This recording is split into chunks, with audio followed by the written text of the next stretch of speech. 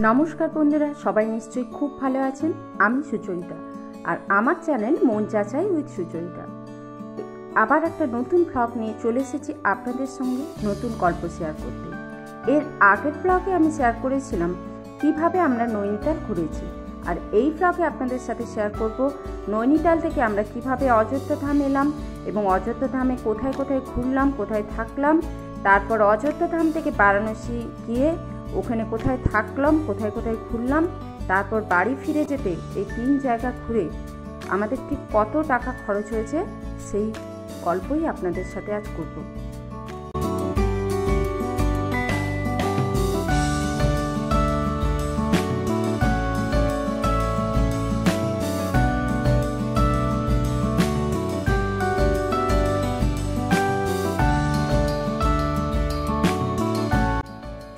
নৈনিতাল থেকে অযোধ্যা আসার জন্য কাঠগোদাম স্টেশন থেকে পার্ক এক্সপ্রেস ধরে পৌঁছে যেতে পারেন লখনৌতে মাত্র 8 ঘন্টার জার্নিতে। তারপর লখনৌ স্টেশন থেকে অযোধ্যা ধাম পর্যন্ত 3 থেকে 4 ঘন্টার জার্নিতে আপনি পৌঁছে যান অযোধ্যা ধাম। অযোধ্যা ধাম 2024 সালের 22শে জানুয়ারির পর থেকেই অযোধ্যা ধাম হিন্দু সমাজে এক নতুন রূপ নিয়েছে। এই দিনটাতে রামলালার প্রাণ প্রতিষ্ঠা করে এই অযোধ্যা ধামের রাম মন্দির ভারতের ইতিহাসে এক স্থান করে নিয়েছে। আর সেই ইতিহাসের সাক্ষী হতেই 22শে জানুয়ারি থেকে প্রতিদিন লক্ষ লক্ষ পুণ্যার্থী এই অযোধ্যা রাম মন্দির তথা অযোধ্যা ধাম দর্শন করার জন্য ভিড় করেন। আর আমরাও সেই কৌতূহল নিয়েই পৌঁছে গেছিলাম এই অযোধ্যা ধামে। অযোধ্যা রাম মন্দির হওয়ার পর অযোধ্যা ধাম রেলওয়ে স্টেশন বিশালভাবে তৈরি হচ্ছে। এছাড়াও নতুন এয়ারপোর্ট হয়েছে। এক কথায় বলতে গেলে অযোধ্যা নতুনভাবে সেজে উঠেছে। এবার বলি অযোধ্যায় পৌঁছানোর পর সেই মূল আকর্ষণ রাম মন্দিরের দিকে কিভাবে যাবেন এবং কোথায় থাকবেন। যদি আপনাদের সঙ্গে লাগেজ অল্প পরিমাণে থাকে, মানে আপনারা হেঁটে সেটা বহন করতে পারবেন, তাহলে লাগেজ নিয়েই স্টেশন থেকে বেরিয়ে জাস্ট 6 থেকে 7 মিনিট হাঁটলেই আপনারা পৌঁছে যাবেন রাম মন্দির রোড, অর্থাৎ মূল মন্দির গেটের সামনে দিয়ে যে মেন রোড ওইখানে। যদি আপনারা অটো বা টোটো করেও যান তাহলে আপনারা ওই পর্যন্তই, ওই মেন রোডের আগে পর্যন্তই যেতে পারবেন, কারণ ওই মেন রোডে অটো বা টোটো অ্যালাউ নয়। অটো বা টোটোর ভাড়া জনপ্রতি 10 টাকা করে। যদি বেশি কেউ যায় তাহলে আপনারা ওই যেখানে অটো বা টোটো দাঁড়ায় ওইখানে পুলিশ চৌকি বসে, ওনাদের সাহায্য নিতে পারেন। এবার বলি অযোধ্যায় গিয়ে কোথায় থাকবেন। অযোধ্যায় প্রচুর ধর্মশালা আছে মন্দিরের চারিদিক ঘিরে।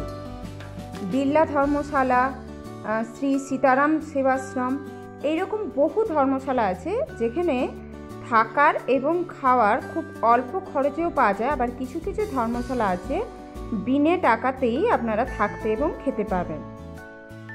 তবে দর্শনার্থীদের ভিড় এত বেশি হয় যে কোনো সময়ে ধর্মশালাগুলি ফাঁকা পাওয়া খুব প্রায় যায় না বললেই চলে। বিড়লা ধর্মশালা রাম মন্দিরের মূল গেটের একেবারেই সামনে। যদি আপনারা এই ধর্মশালা সিট ফাঁকা পান তাহলে এখানে থাকাটা বেস্ট হয়। এখানে একটা কথা বলে রাখি, বিড়লা ধর্মশালা বুকিং করতে গেলে আপনারা খুব সাবধানে বুকিং করবেন, মানে অনলাইন বুকিং করার সময়, কারণ এর অনেক ফেক সাইট বেরিয়েছে। হ্যাঁ, আমরা প্রায় দুপুর 12টার দিকে পৌঁছানোর পর বিড়লা ধর্মশালা গিয়ে কোনো আসন পাইনি। তাই আমরা বিড়লা ধর্মশালার ঠিক পেছনে, বিড়লা ধর্মশালার গা দিয়ে একটা গলি রাস্তা যেটা ঢুকে গেছে দেখবেন, ওরই পাশ দিয়ে গেলে যে প্রথম হোটেলটা ছিল সেটা ছিল লবকুশ প্যালেস। ওখানে আমরা এসি রুম 2500 টাকায় পেয়েছিলাম আর নন এসি উইথ কুলার 1500 টাকায় পেয়েছিলাম। এরকম পাশাপাশি বহু হোটেলস আছে, আপনারা আপনাদের সুবিধে মতো হোটেল পেয়ে যেতে পারেন। আমরা বিকেলে বেরিয়ে প্রথম হনুমান গাড়ি, তারপর কনক ভবন, রামকথা পার্ক, দশরথ ভবন এগুলি দেখার পর অটো করে চলে গেছিলাম সরজু ঘাট। এখানে বলি সরজু ঘাট বা নয়া ঘাট যেটাকে বলে, ওখানে ছাড়া এই পাশাপাশি যে এতগুলি মন্দির এবং দর্শনীয় স্থান রয়েছে সবকটা জায়গায় আপনারা সুন্দরভাবে হেঁটে ঘুরতে পারবেন। আমি খুব তাড়াতাড়ি এই দর্শনীয় স্থানগুলির নাম বলে দিলাম, কিন্তু আপনারা নিজেরা ঘুরতে গেলে বুঝতে পারবেন প্রতিটি স্থানের ঐতিহাসিক মাহাত্ম্য ঠিক কতটা। আর সত্যি কথা বলতে জায়গাগুলি ঘুরতে এত ভালো লাগবে সেটা না এলে বোধহয় বোঝাই যাবে না। আমরা ছোটোবেলা থেকে ইতিহাসের পাতায় যে কাহিনীগুলো পড়েছি সেগুলি চোখের সামনে জ্বলজ্বল করে উঠছিল যেন।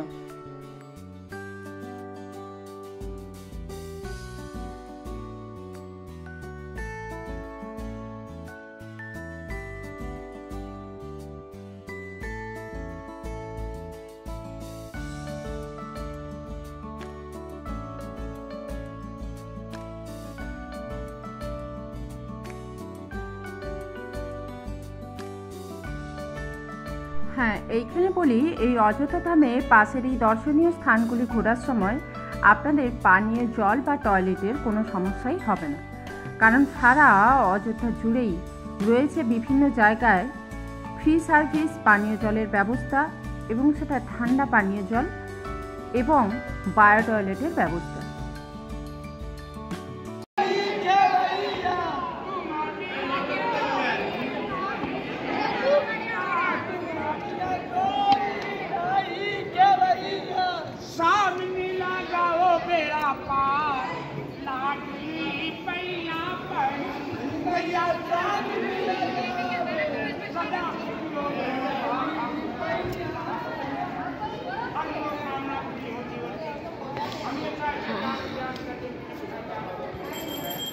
वो बेटी बेटा बुद्धि ज्ञान दे, हमेशा धन दौलत से धनी रहो। वो मेरी बिगड़ी गोदी को सुधार, सदा सुखी हो बेटी।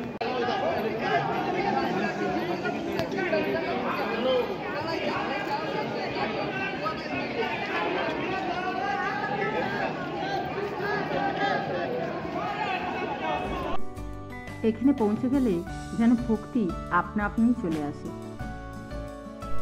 এরপর আমরা সন্ধ্যের দিকে অটো করে চলে যাই নয়াঘাটে। লতা মঙ্গেশকর চকের একটু আগে এই অটো আপনাকে ছেড়ে দেবে। ওখান থেকে আপনারা পায়ে হেঁটে সরজু নদীর চারিদিকের সুন্দর দৃশ্য দেখতে দেখতে ঘাট পর্যন্ত এগিয়ে যান।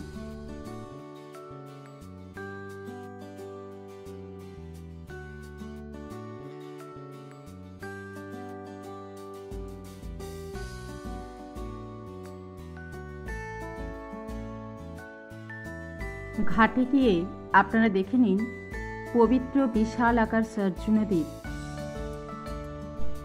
অসম্ভব রূপ আর সরজু ঘাটে সন্ধ্যা আরতি। সন্ধ্যা আরতির পরেই লেজার লাইট শো হয়, তাতে রামায়ণের কথা ওই শোতে দেখানো। অপূর্ব সুন্দর শো, আপনারা ওইখানেই বসে দেখে নিতে পারেন। আমরা যাওয়ার আগে শুনেছিলাম অনলাইন টিকিট বুকিং ইত্যাদি বহু ব্যাপারে, কিন্তু এখানে গিয়ে দেখেছিলাম যে টিকিট বুকিংয়ের কোনো বালাই নেই। আপনি সুন্দর সুস্থভাবে গিয়ে বসে সন্ধ্যা আরতি এবং লেজার লাইট শো বিনামূল্যে দেখতে পাবেন।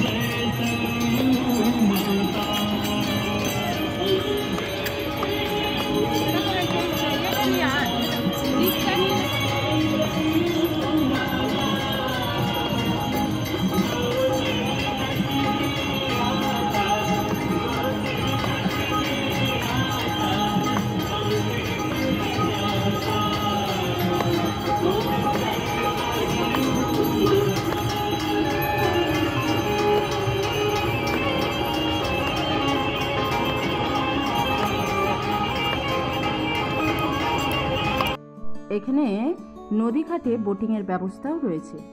এছাড়াও সার্চু নদীর পাশেই চারিদিকে পাকায় বাঁধানো চ্যানেলে বহু পুণ্যার্থী স্নান করছেন এবং সঙ্গে হনুমানও স্নান করছে। চারিদিকে কত মানুষ দেখতে পাবেন যারা বসে বসে গল্প করছে, সময় কাটাচ্ছে। কত বিভিন্ন রকম দোকান, বাচ্চাদের খেলার গাড়ি। এক কথায় বলতে গেলে ওখানটা থেকে ছেড়ে আসতেই ইচ্ছে করছিল না, কিন্তু উপায় নেই, সময়টা সীমিত। তাই আমরা টোটো করে ফিরে এসেছিলাম রাম মন্দিরের পাশে। তারপরেই লাইন দিয়েছিলাম আমাদের মূল আকর্ষণ রামলালার মন্দির দর্শন করার জন্য। ভিড় ছিল বেশ, কিন্তু ওদের সিস্টেমের জন্য কোনো রকম কোনো সমস্যা হয়নি। ভেতরে আপনার জুতো, মোবাইল, ব্যাগ সমস্ত কিছু ওনারাই রেখে নেবেন সিস্টেম মতো। তারপরে আপনি আস্তে আস্তে করে মূল রামলালার মন্দিরে দর্শন করে ফিরতে পারেন। দর্শন করতে যাওয়ার সময় প্রত্যেকের মুখে একটাই কথা ছিল, জয় শ্রীরাম।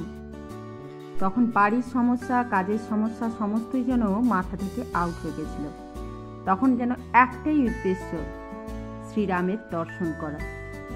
হ্যাঁ, এই মন্দিরে পুজো দেওয়ার কোনো রকম কোনো ব্যবস্থা নেই। এখান থেকে দর্শন করে বেরিয়ে আসার সময় মন্দির কর্তৃপক্ষ থেকেই প্রসাদ দেওয়ার প্রত্যেকের হাতে ব্যবস্থা আছে। টয়লেট, পানীয় জল সমস্ত কিছুর ব্যবস্থা এই মন্দিরের মধ্যে সুন্দরভাবে রয়েছে। রামলালার দর্শন করে শান্তি মনে বেরিয়ে এসে আমরা পৌঁছে গেলাম হোটেলে। পরের দিন সকালে উঠে আবারও অযোধ্যা মন্দির অর্থাৎ রাম মন্দির দর্শন করে সামান্য কিছু কেনাকাটা করে আমরা সকাল 11টার ট্রেন ধরে অযোধ্যা ধাম থেকে বারাণসী পৌঁছে গেছিলাম মাত্র 5 থেকে 5.5 ঘন্টার জার্নিতে। হ্যাঁ, এখানে বলি অযোধ্যার মিষ্টি খুব সুস্বাদু।